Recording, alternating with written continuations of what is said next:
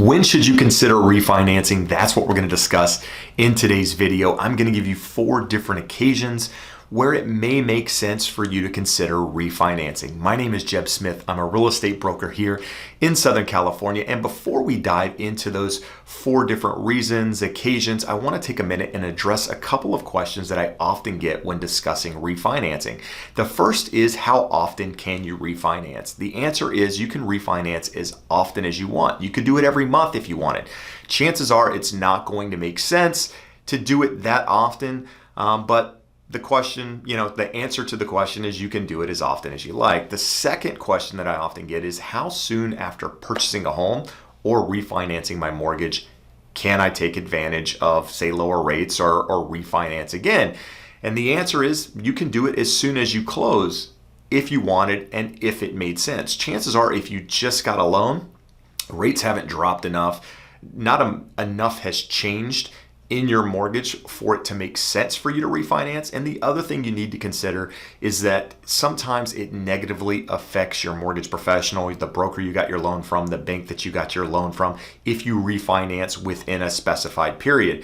Typically, I think they want to see around 6 months before you refinance again. Otherwise, your broker, your mortgage professional could be on the hook for money if you do it too soon. So if you're considering refinancing shortly after buying or refinancing, just contact your lender and have that discussion so that you're not burning them or hurting them in any way. But today's video is about 4 times when it makes sense to consider refinancing. And the most obvious is going to be when interest rates drop. How much do they need to drop for you to consider refinancing? That's all going to depend on a case-by-case basis. Each borrower is going to be a little bit different when answering this question. Keep in mind, the more you have financed, the less rates have to drop for it to actually lower your payment, right? So if you have a larger loan amount and rates drop 0.25%, you're going to save more money per month than somebody with a lower loan amount. So each person is going to be a little bit different, but in a lot of cases, you want to see rates somewhere between 0.5% or so plus drop before you would actually consider refinancing. The other thing when thinking about rates going lower and saving on your monthly payment is, how much is it costing you to do that refinance? If it's going to take you, say, 5 years to recoup the cost of refinancing, you have to determine whether or not that makes sense to you. If you're thinking of selling your house in a year, then chances are you shouldn't consider refinancing. But if you're planning on being there long term and you can save X amount per month, and that is sounds like a good amount to you, and it makes sense when calculating the cost, then I'd say pull the trigger. The second time you might want to consider refinancing is if you have an adjustable rate mortgage. If you have a rate of, a loan that has a short-term fixed rate, say 3 years, 5 years, 7 years, and at some point in the future that rate could adjust.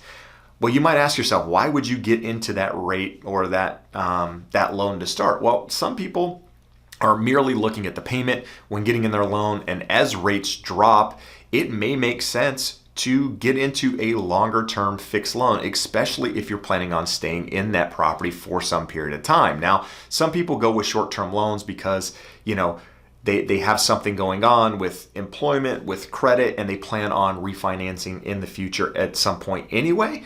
But if you're not one of those people, if you just got a short-term loan because, the payment made sense at that time, but now rates have dropped and, you're looking at a 30-year fixed rate that's comparable to your adjustable rate, it may make sense to take advantage of that longer term rate, because what I've seen in the past is people end up staying in their homes longer than they thought they would. And so having the comfort of knowing that you have that 30-year fixed or that longer term rate may help you sleep better at night.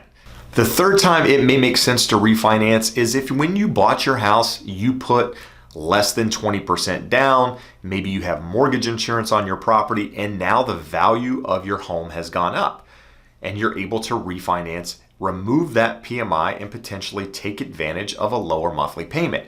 If you've been paying attention to the market at all, we've seen an average increase in home prices around 15% in the state of California over the last year. So if you just put 5% down on your mortgage 1 year ago, chances are you might actually have 20% of equity in your property just based on what home values have done over the last year. And if you currently have mortgage insurance on your property, it may be a good time to reach out to your lender, find out where rates are, talk to your realtor, find out what they think your property is worth, and see if it makes sense to refinance into a potentially lower interest rate.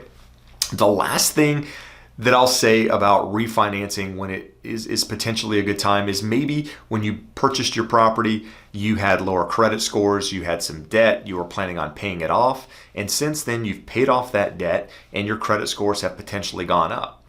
Lower credit scores typically mean higher interest rates. So chances are if you had a lower credit score when you bought your house, you have a higher interest rate than what you would have today with a lower credit score. So couple that with the potential of home prices going up over the last 6 months to a year, your credit score's gone up. It may be a good time to consider refinancing. Maybe you're in an FHA loan right now that you're paying that PMI every single month. Now may be a good time if your credit score's gone up, your equity has gone up, to consider refinancing, getting out of that FHA loan into a conventional loan.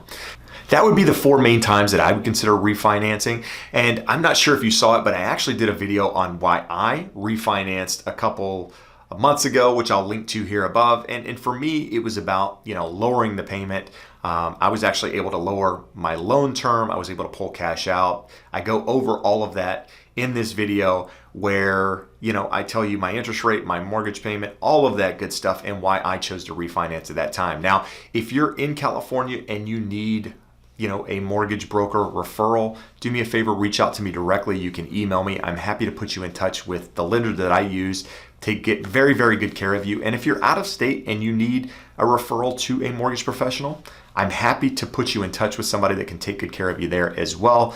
Again, as a real estate professional, we're not able to receive kickbacks or any sort of compensation for making those referrals. It's just something that I'm happy to do to make sure you're getting taken care of, and somebody to guide you through that process. But I appreciate you taking the time to watch. Do me a favor, if you're new to me, new to my channel, hit that subscribe button and stay up to date on everything real estate related. But for now, I appreciate you taking the time to watch. We'll see you again soon. Have an awesome day. Bye-bye.